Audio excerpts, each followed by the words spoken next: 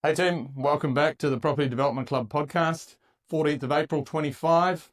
I'm getting a bit of exercise while doing this podcast. Spend far too much time sitting in front of a screen, so let's see if we can make this work. So absolutely crazy world. The last few weeks, just mayhem, right? Trump tariffs, we've got wars, there's, all the political stuff going on in New Zealand, complete horrible stuff coming out of the Green Party again. They've got nothing to do with green. They are red. They are far left socialists, right? They're horrible. Don't be mistaken that voting for the Greens is doing anything to protect the environment. It's got nothing to do with it. They are not people you want to have anything to do with. You certainly wouldn't put them anywhere near your home or your kids.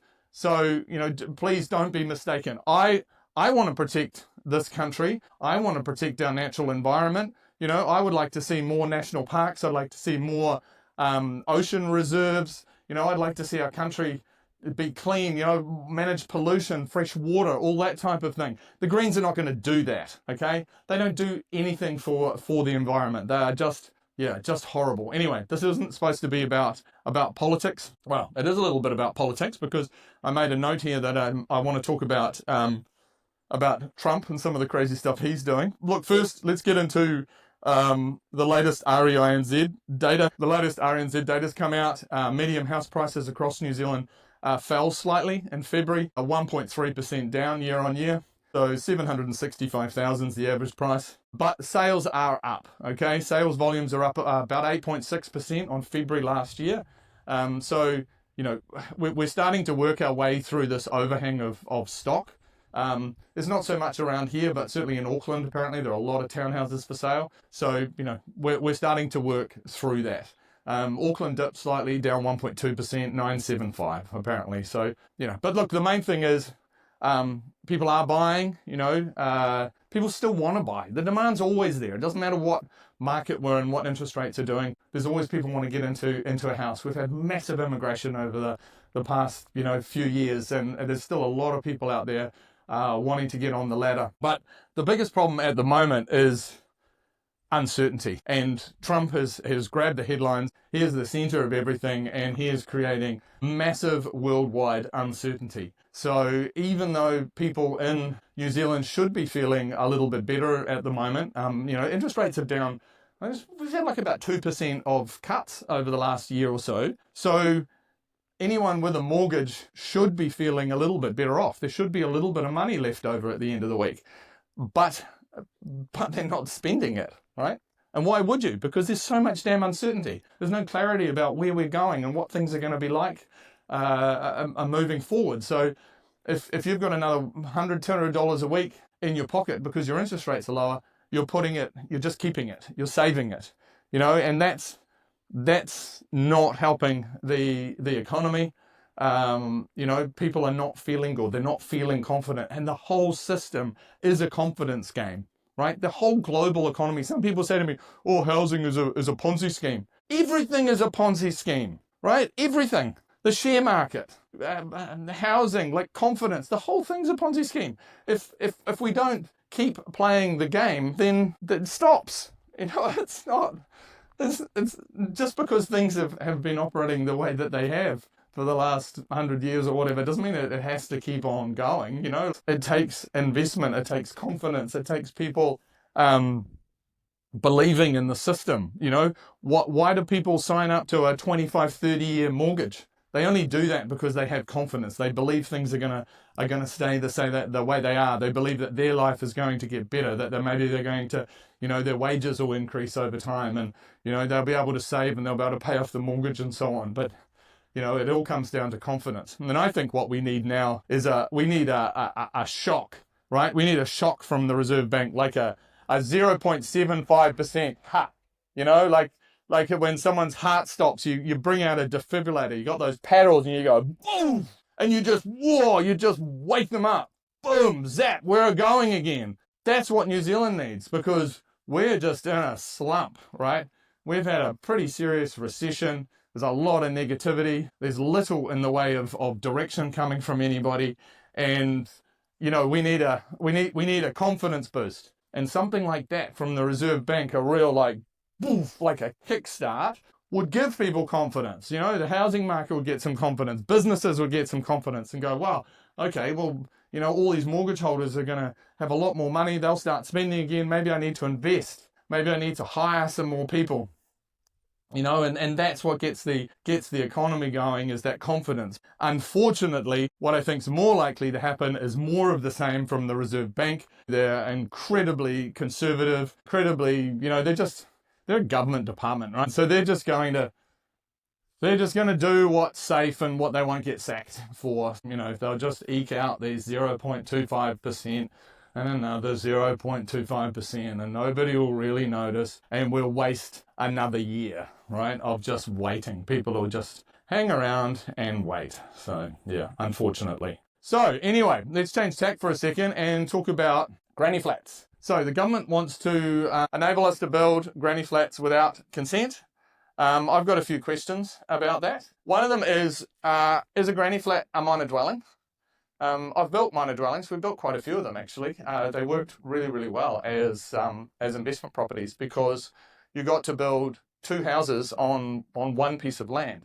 So you weren't paying for two sections. You were paying for one section and getting the yield on two houses. So I was able to buy older houses, 70s, 80s houses, tidy them up, put a minor dwelling on the back, and sell them for 7, 8, 9% gross yields.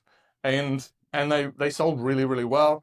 They rented really, really well. I mean, you've got two income streams. If one of the houses is vacant for a week or two, you've still got the income on the other one.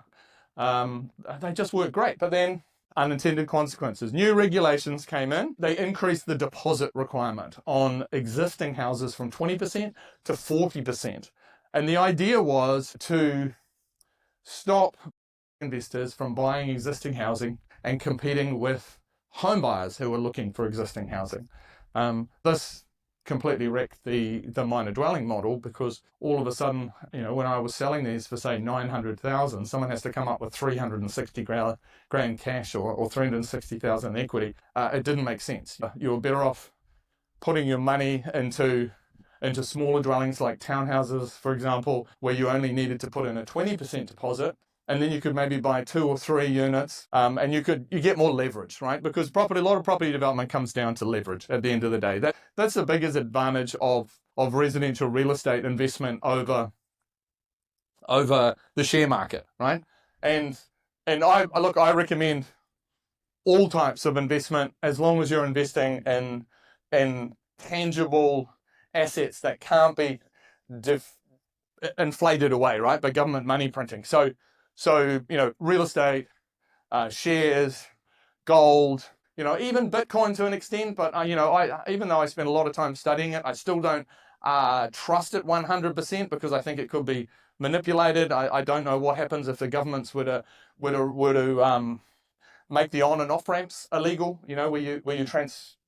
Where you actually buy Bitcoin initially, get money out of your bank into Bitcoin. That can even be hard to do. Banks don't like you making transfers. I've had that issue with Easy Crypto, moving money from a bank to Easy Crypto. So I'm just concerned about the regulation there, right? But I mean, yes, you've got regulation in risk in real estate too, and in shares. But anyway, the point is the difference between residential property investment and investing in the stock market is leverage. Okay? So you can quite easily borrow 60% of a house. You put in 40% deposit and you borrow the other 60%.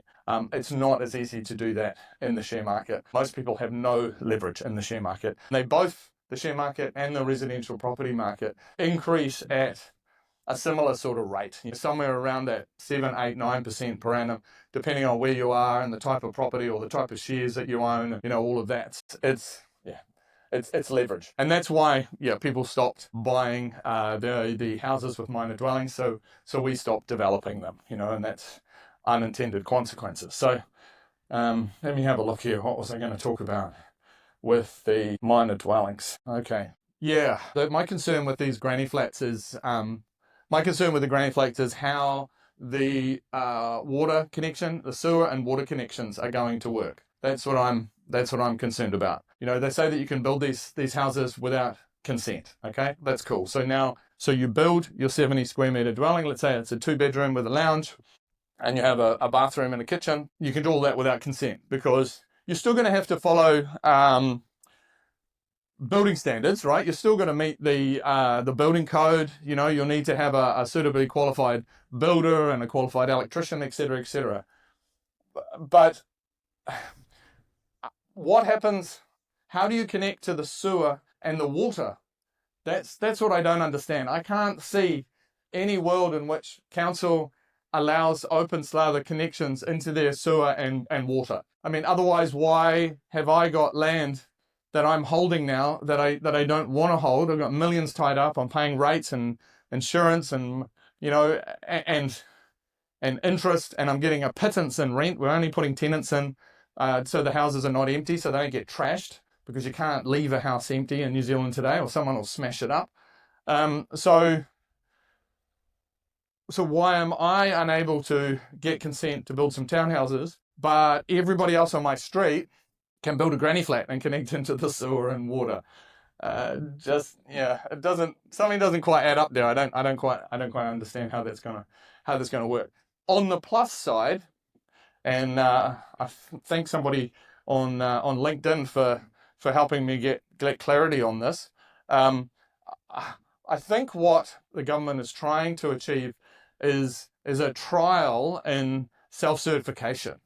Okay, so that you don't need councils involved in every step in the building process. There are so many inspections and so many delays, and building inspectors need holidays and sick and training and all that kind of stuff, and they need to be suitably qualified. There aren't just heaps of them available, so you can run into real shortages where you can't get an inspection for 2 or 3 weeks out when things are really busy, and that's nuts, especially when the work has been done by a qualified builder or electrician or plumber, and they've done everything according to standards, and all the building inspector's doing is turning up and looking and taking a photo and saying good. So that self-certification, I think, could really save a lot of time and a lot of money. It's done a lot more in Australia.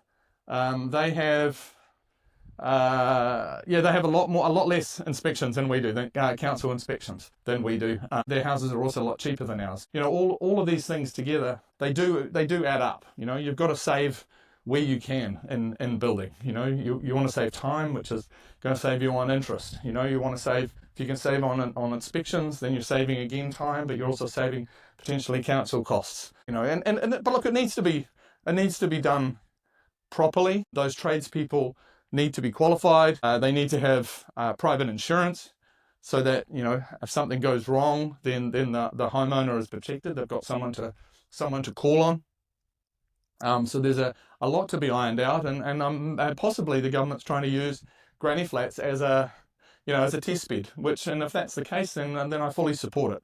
Then I think it's a good idea, because we need to try whatever we can to take some costs out of housing. But I think the biggest area is it's council. It's red tape. It's unnecessary reports and processes and timeframes and all the rest of that. It's just too much. I think that's where it's got to go. Yeah. Short update on Moore Street. It's the development we're doing in Cambridge, 10 3-bedroom houses that I'm going to keep. We have the floors down for the first 4 units, the first 2 duplexes. So we've got some frames on site. So we'll really start seeing some progress this week, which is cool. We'll get those frames up, trusses on, roof on, wrap it, get windows in, and they'll start looking like houses. So in the next few weeks, all of a sudden we'll have houses on site, which is really neat. It's a big milestone. They're coming out of the ground. Number one, it's the end of the uncertainty. The real risks are at the start of the project when you start digging. On this site we found a septic tank we didn't know about. What else? Tree roots. There were a couple of really big old trees, so there were roots that had to be dug out and then included. They had to muck around for a while to get them out of the ground and dig a big hole. There was also a couple of areas where compaction wasn't good, so needed to dig deeper and bring in more sand. So I think we spent about 20,000 more than the original estimate. But you just don't know with earthworks. So, and that's something I talk about in my courses. You know, really two of the most important steps early on are, one, obviously your due diligence. You got to make sure you do that. You do that right, especially today because there's so many gotchas. And then that early stage, all the stuff in the ground that you don't see. You spend a lot of money and time and effort on stuff that no one's ever going to appreciate, but it needs to be there anyway, right? So you need your drainage. So you got to take away your waste. You need water, sewer. Deal with stormwater in some way. I already mentioned sewer. Sorry, stormwater in some way. You've got to bring in power. There's fiber. And you've got to get all of this in the ground and get it all right so it just works. So you don't want to be going back and digging things up. That would not be good at all. So yeah, we're on track now. We've got our schedule says code of compliance in September, and this is the, touch wood. This is the easy part. Really is the building. We've got good plans. We've got good builders. We've got good tradespeople. They know what to do. So once the floors are down, then we're away, which is cool. Right. So. Tomorrow morning at 9, I'll be on Radio New Zealand Live. First time I've been on live radio. Hopefully I don't stuff it up. Don't say anything I shouldn't.